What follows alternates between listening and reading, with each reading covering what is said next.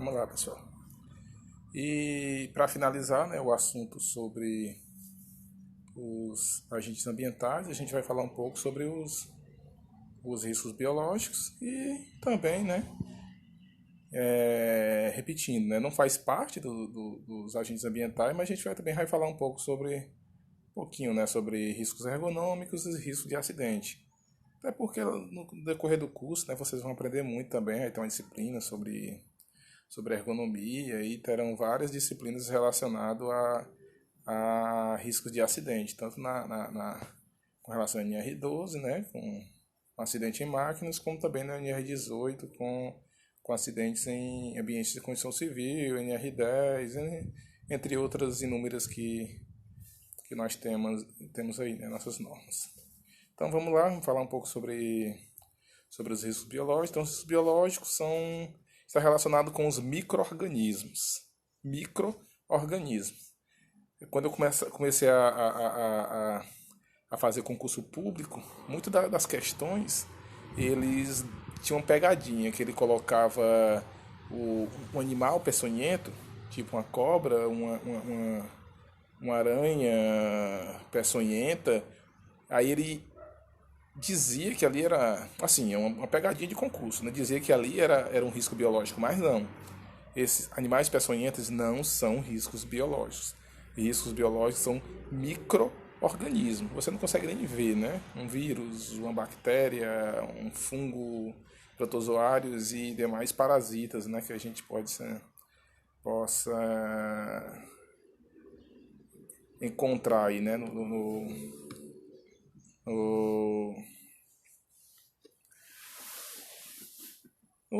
decorrer, né, da nossa vida laboral, principalmente em ambiente hospitalar.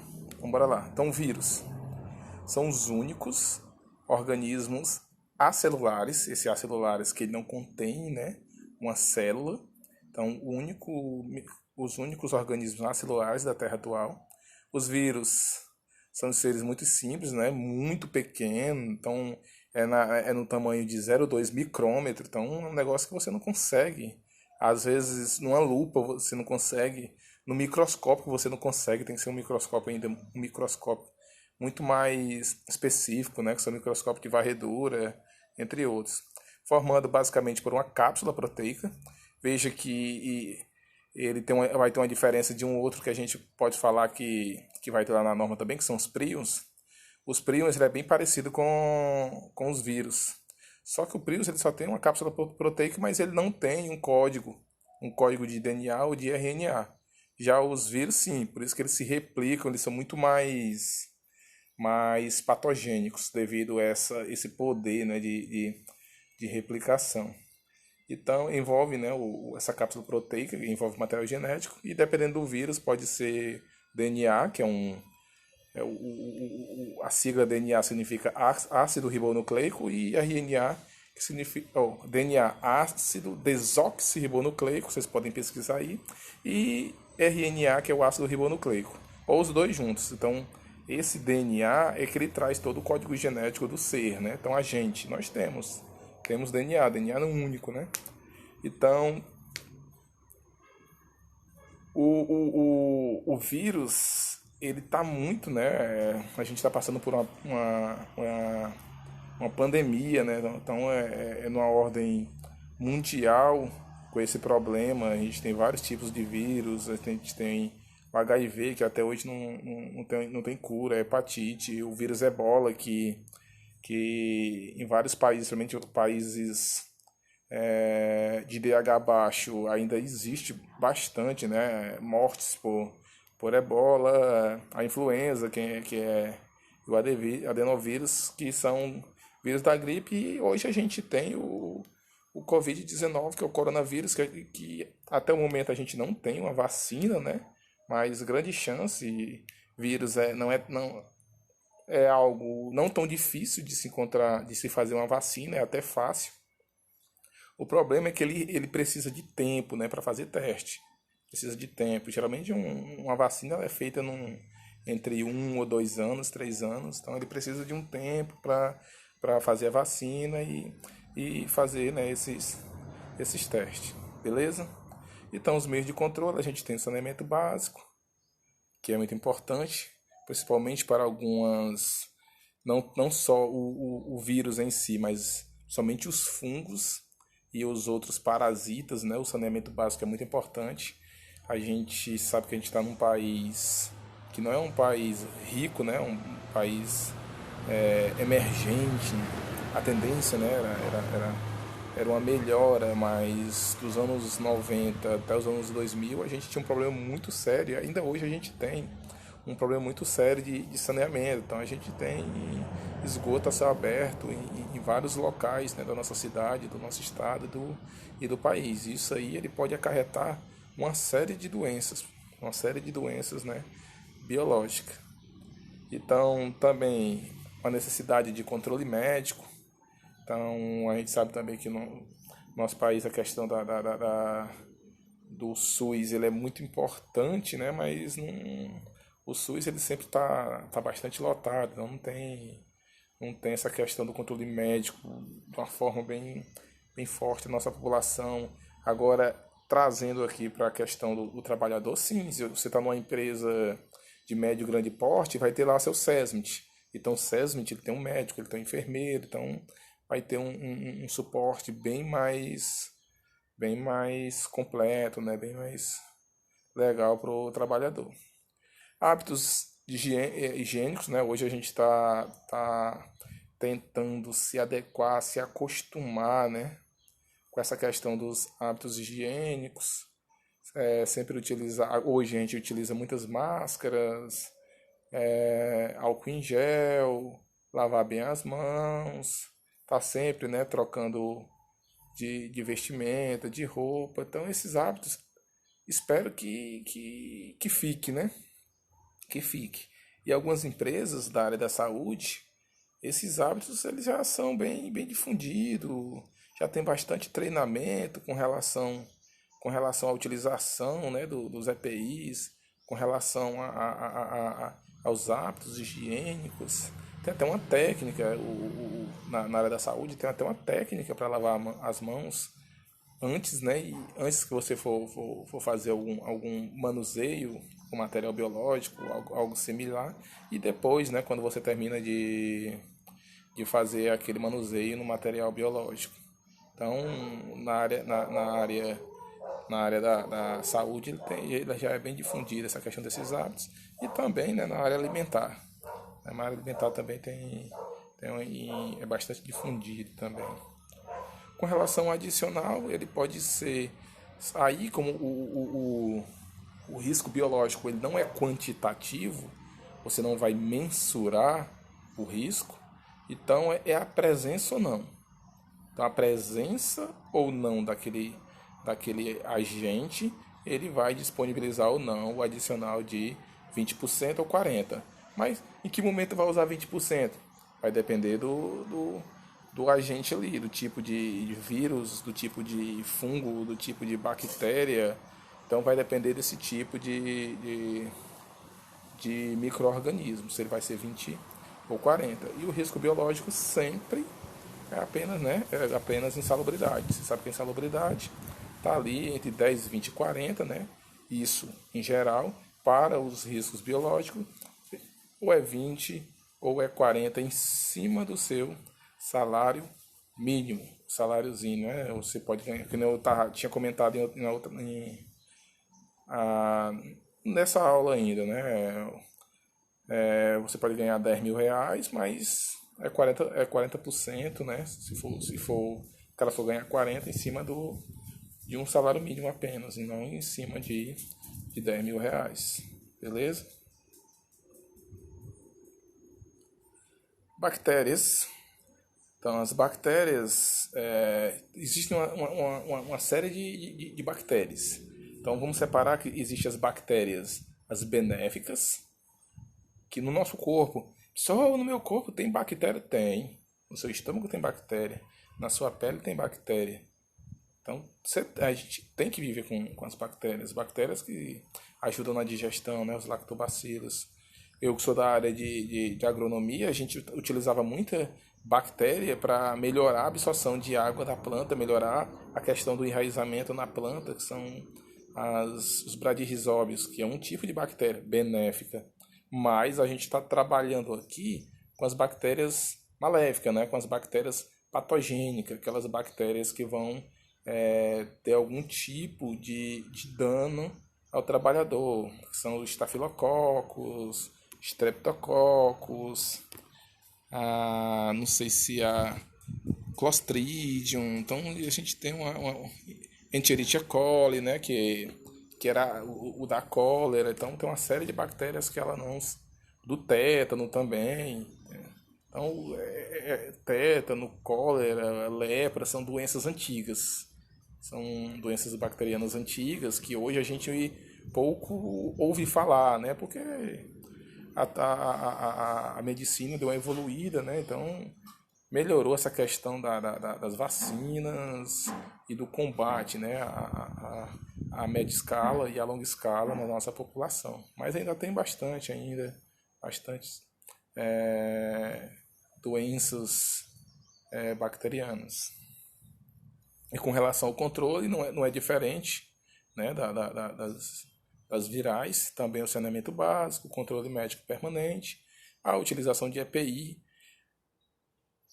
Com relação à utilização de EPI, é diferente lá do risco físico, né, que às vezes você tá lá um tipo de risco, mas está abaixo do limite de tolerância, aí às vezes você não precisa utilizar isso relacionado a um risco físico.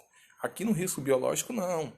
A presença. Tem a presença, não tem essa gradação, né? Não tem essa gradatividade. Apenas a presença do agente, do agente biológico aqui, já lhe obriga a utilizar o EPI. Então o EPI não é algo facultativo, não. Que se você não quiser utilizar, não utiliza. Você tem que utilizar o EPI adequado ao risco, né? Também hábitos higiênicos, a vacinação, como a gente estava comentando, né? O treinamento em exaustão, né? Um treinamento bem difundido aí dentro da empresa, levando aí a algo mais amplo, né? Tentar explicar a sociedade, é uma forma de treinar. A gente vê aí nas TVs, nas rádios, na internet, as pessoas explicando como lavar a mão, como fazer isso, aquilo que deve ser feito. É uma forma de treinar a nossa população. Então o treinamento ele é bem, mas bem importante, né? Um outro tipo de agente são os fungos. Os fungos, então, são seres eucariontes, não tem, ou seja, ele tem uma carioteca, ele tem ali uma parede celular, pode ser unicelular ou pluricelular. Heterófilo, aeróbio ou anaeróbio, né? Anaeróbio se ele vai fazer respiração, aeróbio, né? Se ele vai fazer respiração, anaeróbio se ele não vai fazer, né? Que são as leveduras. Então, os fungos, para que ele se prolifere, ele precisa de duas coisas. Ele precisa de temperatura e ele precisa de umidade. Ele tendo essas duas coisas é batata, né? Então ele se prolifera com uma facilidade muito grande. A microscópio, ele parece pequenas raízes, a gente chama de micelas. Então, e alguns fungos, ele pode até dar um mau cheiro. Um exemplo, na sua casa, você pega um pedaço de pão, passa assim no chão, né, que tem bastante fungo, ou passa no, no, no, no carro, ou em algum canto, e deixa ali durante 2, 3 dias que você vai ver que o fungo ele vai se proliferar. Então, tendo esses dois, temperatura e umidade, ele vai se proliferar. Um exemplo que acontece muito são a utilização dentro da empresa, que um trabalhador ele passa muito tempo e muitos dias com a mesma roupa, né? Com o mesmo sapato. Então a chance dele ter uma doença fúngica na mão, no pé, nas unhas, é muito grande, né? Então você inicia-se, né? Você consegue perceber pelo início do odor. beleza?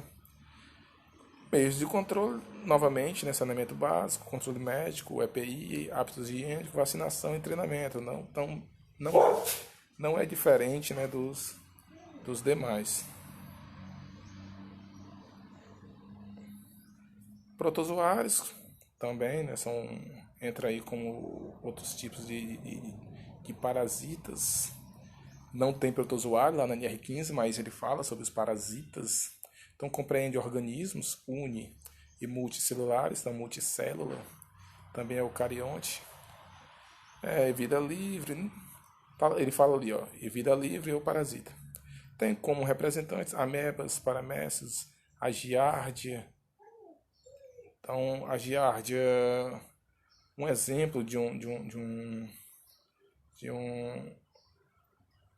uma doença é a diarreia, né? Então, leishmaniose também, então são doenças que geralmente são doenças de águas sujas e materiais contaminados. Meio de controle também, né? Saneamento básico, controle médico, hábitos higiênicos, vacinação e treinamento. Então, com relação aos riscos biológicos, o que estava faltando aí, que tem lá na NR15, é falar um pouco sobre um micro-organismo que eu acho que vocês não estudaram no ensino médio, que são os príons. Então, os príons, ele não faz tanto tempo, né, que ele está sendo estudado. O príon, ele parece com um vírus. Contudo, ele apenas é ele apenas tem uma cápsulazinha proteica, ele não tem RNA, ele não tem DNA, então ele não vai se replicar, ele só vai causar um mal-estar momentâneo, por isso que a gente não fala tanto, né, do prions, já que vírus, bactérias, fungos e protozoários, eles são muito mais relevantes com relação aos riscos biológicos. E como eu tinha comentado, não faz parte, né, dos riscos ambientais, mas é importante a gente falar sobre esses dois riscos, porque, né, quando vocês forem elaborar ou forem treinar a CIPA para a elaboração do mapa de risco, é obrigação colocar também esses dois riscos, né? Então, muito importante também falar sobre os riscos ergonômicos, que são riscos ocupacionais, não são ambientais, mas são ocupacionais. Um exemplo, né, desses riscos, a gente não chama de agente, né, mas as causas, né, desse risco é o esforço físico intenso, exigência de postura inadequada, você passar muito tempo sentado numa cadeira, muito tempo em pé, muito tempo numa certa postura. Imposição de ritmo excessivo também, levantamento e transporte manual de peso. Então lá na NR17, que fala sobre ergonomia, ele indica, né, o peso adequado que deve ser transportado e a distância adequada que deve ser transportada. Então o peso para um homem adulto é de 60 quilos por no máximo 60 metros. Então lá ele comenta, né, sobre isso, e ele fala também sobre todos esses pontos de exigência de postura, imposição de ritmo e controle rígido da produtividade. Tem muitas empresas que elas ainda aplicam muito isso. Elas querem produtividade, mas ela não verifica que tentando buscar esse excesso de produtividade, ela pode estar afastando, né? Afastando o trabalhador, aumentando o absenteísmo, afastando a quantidade aumentando a quantidade de afastamento e a médio prazo, essa busca pela produtividade, a tendência é até diminuir a produtividade. Porque você imagina um trabalhador, o cara é um expert ali naquele ramo dele, naquele setor dele, e esse cara se afasta. Daqui que você consiga colocar naquele ambiente um trabalhador tão qualificado quanto ele o setor já tem perdido muita produtividade, beleza? Então está relacionado muito a isso. Também nas situações de inadaptação de condições de trabalho, as características fisiológicas dos trabalhadores, a desorganização, sobrecarga, fadiga, entre outros, né? Mas não se preocupe não que no decorrer do curso vocês vão aprender muito sobre ergonomia, vocês vão ter uma disciplina com a professora Clariane que ela vai falar bastante sobre os processos ergonômicos com vocês. Um outro tipo de agente não, né? Risco ocupacional são os riscos de acidente e em outras literaturas vocês vão encontrar como risco mecânico. Então, entre os riscos de acidentes, a gente tem também arranjo físico inadequado, que você pode se acidentar. Esse arranjo físico inadequado, ele tanto está indiretamente relacionado com a ergonomia organizacional, como também está relacionado com a questão do risco de acidente, porque você colocar um, uma máquina no local inadequado, a chance de acidente é grande.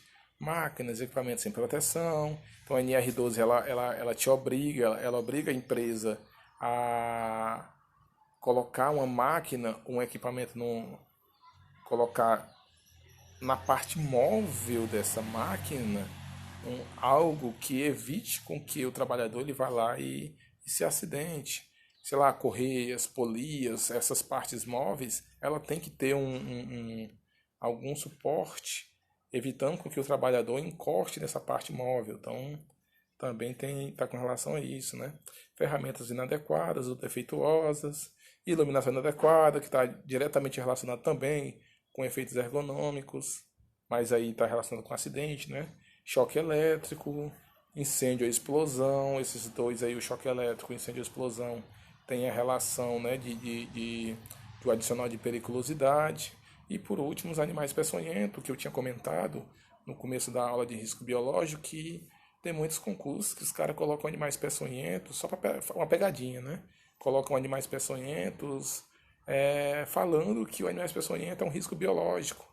Aí o cara pensa, animais, né, da biologia. Aí vai lá e marca. Mas não, animais peçonhentos é um risco mecânico, ou um risco de acidente. Uma cobra, né, um lagarto, uma aranha, um escorpião. Vocês terão uma disciplina, que essa disciplina é até comigo, que a gente vai falar muito sobre segurança rural. Então, na disciplina de segurança rural, a gente vai falar sobre animais peçonhentos. Então, a gente vai tentar identificar o que é o que é uma cobra peçonhenta, do anão peçonhenta, um escorpião peçonhento, do não peçonhento, uma aranha peçonhenta, do anão peçonhento. Então, e principalmente para alguns, né, que moram em ambiente rural, então vai ficar legal, né, para adquirir esse conhecimento. Beleza? Então dá uma parada por aqui e até a próxima aula, né? Então a gente dividiu essa aula em três e vai dar certo, né, pessoal? Vamos estudar que a tendência é essa mesmo, tem que estudar.